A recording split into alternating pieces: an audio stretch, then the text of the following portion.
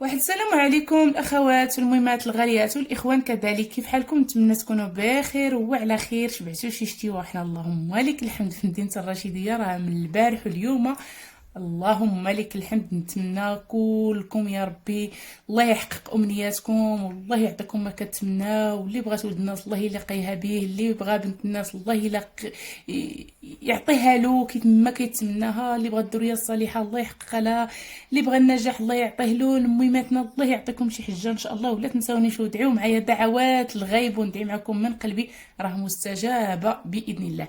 اليوم مهمتي الغاليات واخواتاتي العزيزات، بغيت نشارك معكم واحد الوصفه اللي زوينه بزاف، بالخصوص في هذا الفصل هذا ديال الشتاء السعال. زوينه للاطفال اكثر من 3 سنوات حتى الناس الشيوخ. المهم هذه الوصفه فيها مكونات سهله وبسيطه موجوده في اي بيت. مكونات كيف كتشوفوا معايا هنايا، عندي زنجبيل سواء كان اخضر او يابس، عندي هنايا الليمون الحامض، وعندي عسل، يفضل انه يكون عسل نحل ماشي عسل سكر، وعندي ماء ساخن. المهم هاد الوصفه الغزالات علاش كتصلح بالخصوص للناس اللي كيكون عندهم ضيق الصدر، اعزكم الله الناس اللي كيكون عندهم دوك التناخم في الصدر. المهم حنا اعزكم الله الكبار راه كنقدروا نخرجوا التنخيمه، اما الاطفال الصغار راه هما اللي مشكلتهم مشكله ما كيقدروش يخرجوا التنخيمه وما كيعرفوش اعزكم الله يخرجوها.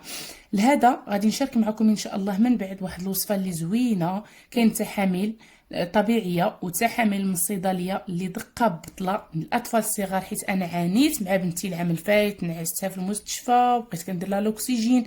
المهم راه يفهموني اللي عندهم اطفال صغار راه غادي يفهموني مزيان علاش كنهضر. اما هاد الوصفه هذه كتصلح الناس اللي عندهم من 3 سنين فما فوق. زوينه، ما كتخليش الصدر مخنوق، ما كتخليكش انك كم مره كترعشي بسخانه بارده ومره كترعشي بسخانه سخونه، ما كتخليش عندك نزلات في الانف ديالك، ما كيبقاش الانف ديالك يسيل. دوران الراس، الناس اللي كيعانيو من صداع الراس في هذا فصل الشتاء راه زوين هاد الوصفه، كتعزز المناعه وكتقوي المناعه وكتعطيك واحد الطاقه في الداس ديالك، كتحسي بداسك سخونه كتقدري تقوي بها البرد. الله يقوينا ويقويكم بالله سبحانه وتعالى. نبداو على بركه الله باش ما يجيناش الفيديو طويله البنات. المكون غادي نبداو به على بركه الله هو الزنجبيل. غادي ناخذ هذا الزنجبيل هذا، يفضل الا كان عندكم الاخضر يستحسن، ما كانش عندكم الاخضر البنات ديروا غير اليابس، خذوا راس ملعقه. المهم على حسب كل شخص، الا كان يعني الشخص كبير بالغ يعني كيتعدى 18 عام، ديروا نصف ملعقه من الزنجبيل سواء يابس سواء هكا خضر. الا كان طفل يعني من كثر 3 سنوات ديروا غير راس ملعقه صغير. نتمنى الاخوات العربيات يكونوا كيفهموني، صراحه راه مشكله في اللغه العربيه. نتابع واحد الاخت عندها قناه في اليوتيوب سميتها جو بونس شوف تي، ماشي شوف تي في، ميديا تي في بحال هكا، المهم مراكشيه، كتدير هكا اللايفات دوك الحوايج اللي كتبيع هكا النساء. وقالت لي في واحد اللايف انا ما كنفشرش عليكم، تحيه الناس مراكش، عتيكا هو. وقالت لهم انا ما كنفشرش عليكم. قلت شكون هي ما كنفشرش عليكم؟ وصراحه راه حنا صعيب دابا الاخوات العربيات يفهموا كلامنا. المهم الغزالات، انا خديت هكذا زنجبيل اخضر غادي نبشرو بهذه الطريقه هذه. المهم وناخذ منه القليل فقط، هانتوما كتشوفوا معايا. الا كان يابس خذوا راس ملعقه صغير بالنسبه للاطفال اكثر من 3 سنوات، والكبار نصف ملعقه. حنا دابا هكذا غادي نبشروه. انا بطبيعه الحال غادي نستعمل هذا الوصفه، غادي ناخذ نصف ملعقه صغيره من هذا الزنجبيل هذا. الله اكبر. غنتظر البنات لما يسالي الاذان ونرجع معكم ان شاء الله. ها انا البنات رجعت معكم. انا بشرت هنايا تقريبا هاد الكميه هذه، غادي ناخذ منها نصف ملعقه صغيره، حيت هاد الخضر هذا البنات راه مجهد على داك اليابس وزوين، صراحه زوين حتى الطياب راه زوين. المهم دابا غادي نجيبوا واحد الكاس يكون فارغ ويكون نظيف، غادي نديروا فيه هكذا كيف كتشوفوا معايا على بركه الله. غادي نديروا نصف ملعقه، راه شي شويه كتجي حاره، ولكن راه ديك الحروره ديالها راه كتساعد كتنقي الصداع، كتوقف داك سيلان الانف، ما كتخليش داك الصداع في الراس. الناس اللي كيعانيو من شقيقه البرد ما كيبقاش. تقريبا هنايا نتوما كيف كتشوفوا معايا عندي نصف ملعقه، نحاول نوريها لكم طاح لي هنايا شي شويه في يدي، نحيدو. هانتوما البنات عندي تقريبا نص ملعقه، غادي ندير هادشي كاملو. هاد الوجبه البنات تبقاو تستعملوها مباشره حيت تبغيو تمشيو تنعسوا، مره بالليل ومره بالصباح قبل الفطور، باش هكذا حيت ديروها في الليل وتمشيو تنعسوا غتحسوا براسكم عرقانين، غتسخنوا مزيان من راسكم حتى رجليكم. وكذلك الصباح الله تفيقوا توكلوا على الله وديروها على الريق شربوها. غادي نضيفوا نصف حامضه تقريبا، هنايا غادي ندير واحد الملعقه كبيره من الحامض. هانتوما البنات غادي ندير ملعقه كبيره من الحامض. ليمون حامض بهذا الشكل هذا. صراحه زوينه زوينه زوينه بزاف هاد الوصفه. انا دابا الاطفال ديالي، الولد اللي عنده 4 سنين دائما تقريبا دائما في السيمانه مره جوج كنعطيها ليه. في هاد الشتا ما كنخطيهاش والحمد لله. خوه اللي عنده الله 6 شهور تخنق ليا في الصدر، والحمد لله درت له واحد التحميله ديال الثومه، وكذلك درت له واحد التحاميل من الصيدليه كندهنهم له الصدر. اللهم لك الحمد. غادي نشاركهم معكم ان شاء الله مباشره مورا الفيديو. والبنيه اللي الله عندها عامين ونص كنعاني معاها صراحه، كنعاني معاها كل مره كتخنق ليا الصدر.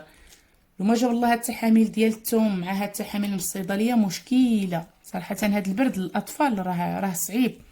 باقي هاد الوصفه هادي للكبار راه زوينه زوينه بزاف، ما كتخليش الصدر مخنوق، ما كتخليش ديك البحه الناس اللي ماشي لهم الصوت كترجع لهم الصوت.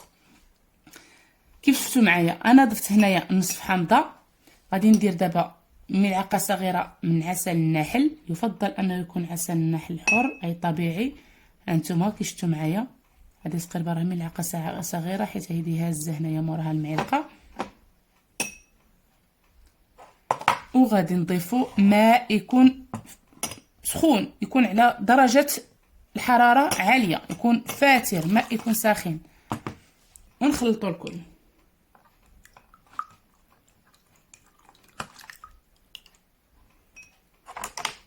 هاد العسل حيت بارد الجو صمود باش نطلق.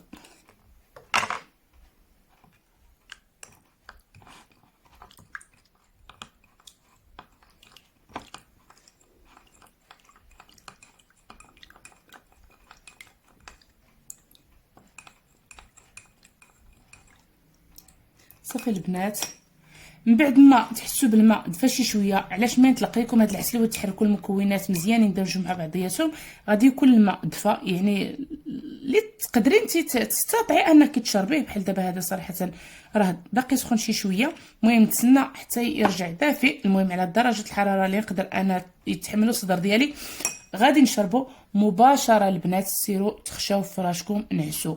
وثاني مره هي الصباح قبل الفطور. هاد الوصفه هذه قوليها للحبيب ديالك، قوليها لميمتك، قوليها لاختك، قوليها لخالتك، راها واعره وغزاله. بارطاجيها مع البنات. نتمنى ما يوقفش الفيديو عندكم، بارطاجيوها مع البنات، بارطاجيوها مع الاخوات. راه مشكله في هذا البرد هذا، كنتعراو وكنوضوا وكنسخنوا وكنخرجوا، راه ما كاينش وبالخصوص في هذا الفصل هذا ديال هذا المرض. الله ينجينا وينجيكم ويحفظنا ويحفظكم ويحفظ جميع امه سيدنا محمد. راه مشكله مع هذا المرض ديال البنات. لازم نقويو المناعه ديالنا ونحاربوا ونديروا الوقايه افضل من العلاج. نتمنى نكون خفيفه على قلوبكم، ونتمنى منكم تشتركوا في القناه بليز البنات. الله يرحم لكم الوالدين، ما فيها باس.